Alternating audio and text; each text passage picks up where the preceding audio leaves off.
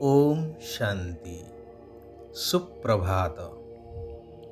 सर्वशक्तिमान शिव पितांकर शिवशक्ति सेना सच्चा सच्चा ब्रह्मावश्च ब्राह्मण मानंकु हृदयर सहित शुभ अभिनंदन सुस्वागतम। शिव बाबा कहउछंती मिठा संतानगण वर्तमान सारा दुनिया अज्ञान अंधकार रूपक रात्रि द्वारा आच्छादित हो रही। एहा एबे समाप्त हेबाकु जाउछि।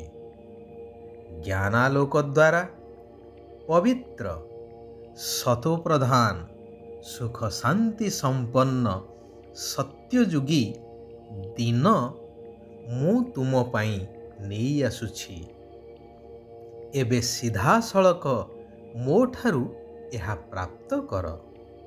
अंधकार भितरे एणे तेणे घुरी बुली धक्का खाइबार आवश्यकता नाही, जेहेतु सत्य पितांकर परिचय तुमको एबे मिली जाइछि। मो सहित समस्तंकु एबे शांति धाम घरकु फेरिबाकु हेबो। तेबे एही स्थिति केवल प्राप्त होई पारिबो जोग शक्ति द्वारा। एही जोग शक्तिर महात्म्य अनेक कथावस्तु पोथी पुराण आदिरु आमे शुणिछे। जेपरिकि मुनि ऋषि माने तांकर जोग शक्ति द्वारा हिंस्र जीव जंतुंकु मध्य बश करि पारुथिले। एपरिकि परिवेश बा प्रकृति को मध्य बश करि पारुथिले। ताहा हेउछि पुणी तत्व जोग बा हठ जोग द्वारा। आहुरी एक मुख्य कथा मध्य हेउछि जे ब्रह्मा संकल्प द्वारा सृष्टि रचना करिबा। संकल्प द्वारा सृष्टि रचना करिबा अर्थात संकल्प सही भली सिद्ध हेबा दरकार। तेणु सही भली संकल्प सिद्ध सेतेबेले ही थाए जेतेबेले तपोबल द्वारा आत्मिक शक्ति जाग्रत हुए। तेबे जहा गायन अछि कि भारतर प्राचीन राजयोग अर्थात जेउ जोग द्वारा राज्य प्राप्त हेई थाए ताहा समस्तंकु स्वीकार करिवाकु हेबो। यह कौनसी अंधविश्वास नुहे। वर्तमान स्वयं निराकार परमात्मा शिव भगवान आसीछंती भारतर सही प्राचीन सहज राजयोगर शिक्षा प्रदान पूर्वक पुनः एई धरा पृष्ठरे सत्ययुगी स्वर्गराज्य स्थापन करिबा पाई। सेथिपाई भगवान कहउछंती निजकु शरीर ठारू अलगा ज्योतिर्बिंदु आत्मा निश्चय करी निराकार ज्योतिर्बिंदु परमात्मा पितांकु अति कमरे 8 घंटा मने पकई चाल। एही जोगर अभ्यास करी चाल, तेबे आपणा छाए विश्व कल्याणर सेवा होई चलिबो। कारण एही योग अभ्यास द्वारा सारा विश्व रे पवित्रता और शांतिर तरंग परिव्याप्त होई थाए। जन्म जन्मांतरर विकर्म जहा आत्मारे भरी हेई रहिछि ताहा समाप्त होई थाए एवं आत्मा दैवी गुण संपन्न होई सत्ययुगी दैवी दुनिया रे उच्च पद प्राप्त होई थाए। तेणु एही आत्मिक यात्रा रे केबे भी थकी जाओ नाही। देहर स्मृति को भूली देही अभिमानी बा आत्म अभिमानी हेबार निरंतर अभ्यास करि चाल।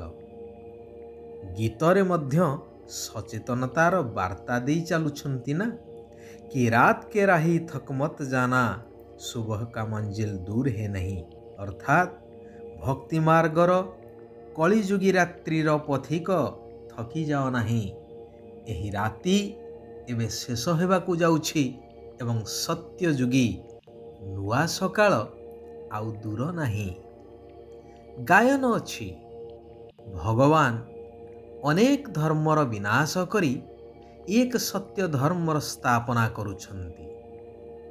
ତେବେ ଭଗବାନ କହୁଛନ୍ତି, ମୁଁ ତୁମମାନଙ୍କୁ ଅଧାକଳ୍ପ ଅର୍ଥାତ୍ 2 ଯୁଗ ସମ୍ପୂର୍ଣ୍ଣ ସୁଖ ଶାନ୍ତିର ସମ୍ପତ୍ତି ଦେବା ପାଇଁ ପ୍ରଥମେ ତୁମକୁ ସଚ୍ଚା ବ୍ରାହ୍ମଣ ଧର୍ମର କରାଉଛି, ଅର୍ଥାତ୍ ବ୍ରାହ୍ମଣ ଧର୍ମ ସ୍ଥାପନ କରୁଛି। ପୁଣି ଦେବତା ଏବଂ କ୍ଷତ୍ରିୟ ଏହିପରି 3 ଧର୍ମର ସ୍ଥାପନା ଏକା ସାଥିରେ କରୁଛି। ଏହା ବହୁତ ଗୁହ୍ୟ ଏବଂ ବୁଝିବାର କଥା। ସତ୍ୟର ରହସ୍ୟକୁ ନ ଜାଣିଥିବା କାରଣରୁ ଏପଟେ ଗୀତାରେ କୃଷ୍ଣ ଭଗବାନ ବାଚ ଲେଖିଦେଇ ସେପଟେ ଗୀତା ଉପରେ ହାତ ରଖି ମିଥ୍ୟା ସତ୍ୟ ପାଠ ବା ମିଥ୍ୟା ପ୍ରତିଜ୍ଞା ମଧ୍ୟ କରୁଛନ୍ତି। ସେହିମାନଙ୍କୁ ପ୍ରଶ୍ନ ପଚାରିବା ଦରକାର କି ଶ୍ରୀକୃଷ୍ଣ ବର୍ତ୍ତମାନ ହାଜିର ନାଜିର ଅଛନ୍ତି ନା ନିରାକାର ପରମାତ୍ମା ହାଜିର ନାଜିର ଅଛନ୍ତି?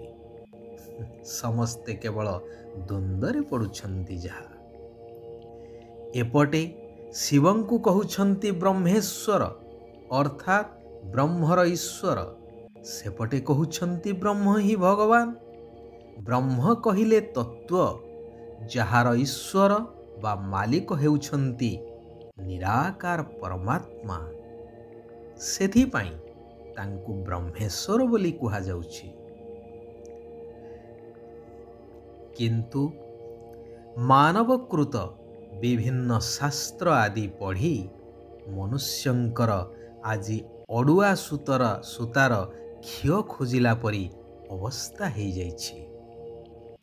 ସେଥିପାଇଁ ଗୀତାର ମହାବାକ୍ୟ ଅନୁସାରେ ବର୍ତ୍ତମାନ ଭଗବାନ ଆସିଛନ୍ତି ସମସ୍ତଙ୍କୁ ଠିକଣା ବାଟ ଦେଇ ମୁକ୍ତି ଆଉ ଜୀବନ ମୁକ୍ତି ପ୍ରଦାନ କରିବା ପାଇଁ। ତେଣୁ ସମ୍ପୂର୍ଣ୍ଣ ନିଶ୍ଚୟ ବୁଦ୍ଧି ଆତ୍ମା ହୋଇ ଦୃଢ଼ ସଂକଳ୍ପ କରିବାର ଅଛି ଯେ ଶିବ ବାବାଙ୍କର ହାତ କେବେ ହେଲେ ଛାଡ଼ିବି ନାହିଁ। 5 ବିକାର ରୂପୀ ମାୟା ରାବଣର ବନ୍ଦୀଶାଳାରୁ ମୁକ୍ତ ହେବା ପାଇଁ ଶିବ ବାବାଙ୍କର ଶ୍ରୀମତକୁ ସର୍ବଦା ପାଳନ କରିବାର ଅଛି। ମନ୍ଦିର ଯୋଗ୍ୟ ଅର୍ଥାତ୍ ଦେବୀ ଦେବତା ସଦୃଶ ହେବାର ପୁରୁଷାର୍ଥ କରିବାର ଅଛି। ଭଗବାନ କହୁଛନ୍ତି, ଜ୍ଞାନଯୁକ୍ତ ଭାବନା ଏବଂ ସ୍ନେହ ସମ୍ପନ୍ନ ଯୋଗ ଦ୍ୱାରା ଉଡ଼ିବା କଳାର ଅନୁଭବ କରି ବ୍ରହ୍ମା ବାବାଙ୍କ ସମାନ ହେବା ଦରକାର।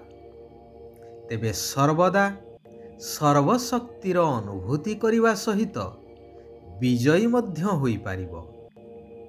କେବଳ ମୁଖ ଦ୍ୱାରା ନୁହେଁ, ମୁଖ ଦ୍ୱାରା ଏବଂ ମନ ଦ୍ୱାରା ସର୍ବଦା ବାବା ବାବା ଶବ୍ଦ ରହୁ। ତେବେ ସମୟ ଅନୁସାରେ ଶିବ ବାବାଙ୍କ ଠାରୁ ସହଯୋଗ ମଧ୍ୟ ପ୍ରାପ୍ତ ହୋଇପାରିବ। ଯଦି ସଦାକାଳର ସ୍ନେହୀ ବା ସହଯୋଗୀ ହେବାକୁ ଚାହୁଁଛ, ତେବେ ସରଳତା ଏବଂ ସହନଶୀଳତାର ଗୁଣକୁ ଧାରଣ କରିବା ଆବଶ୍ୟକ। ଆଚ୍ଛା, ଆଜି ପାଇଁ ଏଇଠାରେ ଆମେ ବିରାମ ନେବା। ଆସନ୍ତାକାଲି ପୁନଃ ଆମେ ସମସ୍ତେ ଏକତ୍ରିତ ହେବା ସେହି କଲ୍ୟାଣକାରୀ ପରମାତ୍ମାଙ୍କର କଲ୍ୟାଣକାରୀ ମହାବାକ୍ୟକୁ ଜୀବନର ଧାରଣା ସ୍ୱରୂପରେ ପରିବର୍ତ୍ତନ କରି ନିଜ ଜୀବନକୁ ସାର୍ଥକ କରିବା, ସାରା ବିଶ୍ୱର କଲ୍ୟାଣ କରିଚାଲିବା। ଓମ୍ ଶାନ୍ତି, ଓମ୍ ଶାନ୍ତି, ଓମ୍ ଶାନ୍ତି।